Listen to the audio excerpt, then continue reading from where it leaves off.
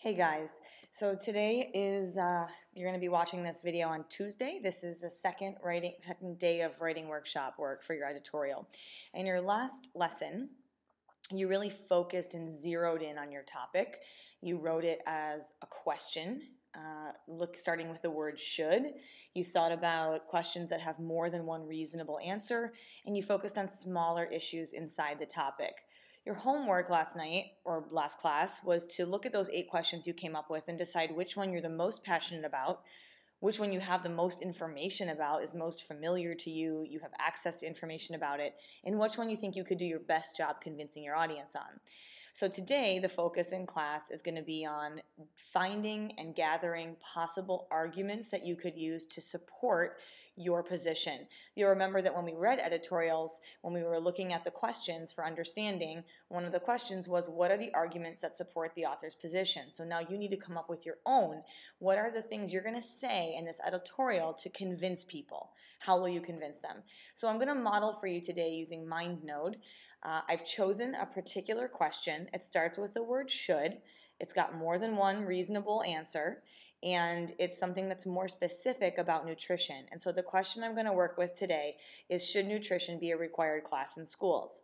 Now I need to choose my position, and on this particular question, I'm going to create an editorial that says no, nutrition should not be a required class in school. So I'm going to start a new node, and I'm just going to say that. Nope.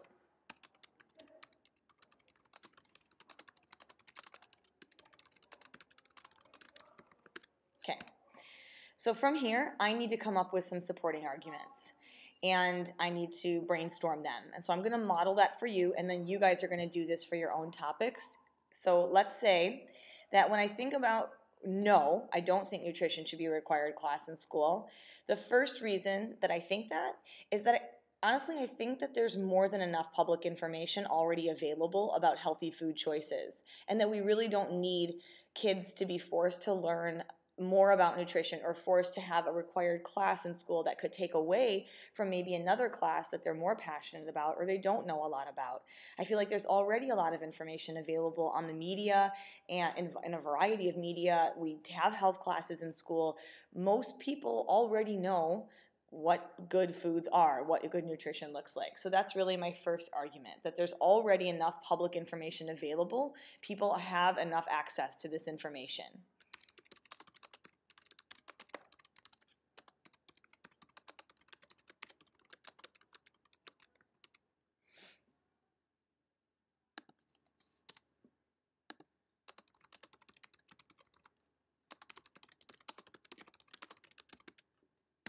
Okay, so my second possible argument I could think of for why I don't think that nutrition should be a required class in school is that instead of taking off another elective from kids and having them take nutrition classes, I think what we should probably do is slow down. Slow down our lifestyle. So many of you are rushing from your last block class to your sports practice or a club or play rehearsal, and then from there you go to tutoring sessions, and from there you maybe go to a piano lesson, and from there you go home and you quickly eat dinner and you got to do homework, and somewhere along the way you might be shoving food in your face just because it's quick. And instead of taking an elective away from you, maybe what we need to be doing is slowing down the pace of our life and taking away the need for people to just eat something that's fast and convenient.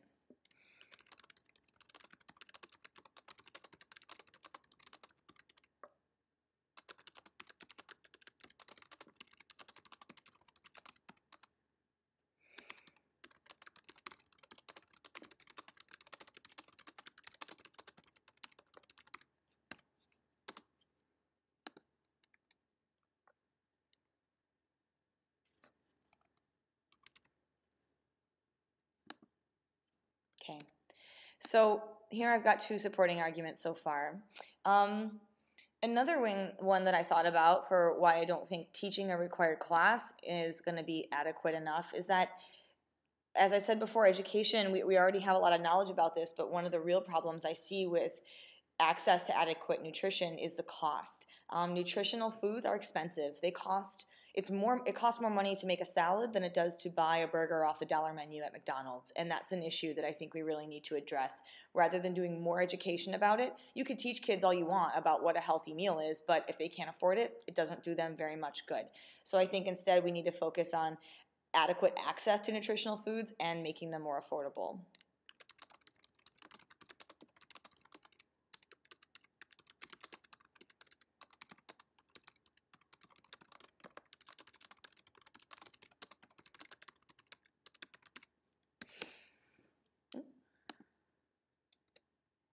Okay. I guess another possible argument that I could make to support this is that teaching nutrition as a class in school isn't going to have a significant impact because kids aren't the ones making their food choices for themselves at home for the most part. For the most part, parents are the ones doing the shopping. They're the ones buying the food that's in the house, and they're the ones paying for it and bringing it in. So kids really can only put together healthy options based on what's in the house, and they're not the ones doing the grocery shopping. So maybe nutrition classes should be required for parents. But I think that you could teach kids a lot about nutrition, but they can only do so much with the material that they have access to. So I guess if I was going to say another reason, let's see if I can go up here. Is that kids aren't the ones making food choices. So that would be another reason why I don't think we should take away another elective from kids for nutrition, because they're not really the ones buying the food.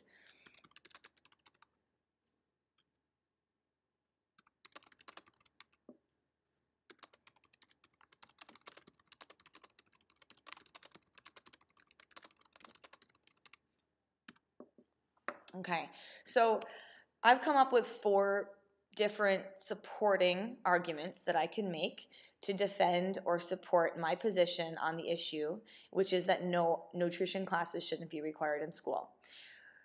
You saw me go through this. You saw me use MindNode to do it. You heard my thinking process as I thought out loud. What I would like you to do now is a think, pair, share. And what that's going to look like is I want you to take some time individually by yourselves to brainstorm as many supporting arguments that you can make that will help persuade your audience to believe your position on your issue. Just like I just did. Come up with as many things as you can think of, as many points that you could make in your editorial that would be supportive. Right now, I don't want you to judge them or evaluate them or say, no, that's not a good one. Don't do that yet. Just brainstorm as many possible things as you can think of. After you have time to do that by yourself, you're going to switch computers with somebody at your table group. Or if you did this on paper, you're going to give them your paper. However you did this brainstorm. You can do MindNode, Google Doc, paper, whatever works for you. You're going to swap with somebody at your table group. They're not going to evaluate or judge your arguments or your points. They're going to add to them.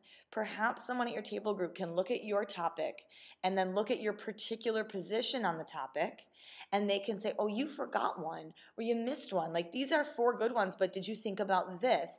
And so they're going to add an idea to your brainstorm of possible points you can make to support your particular position.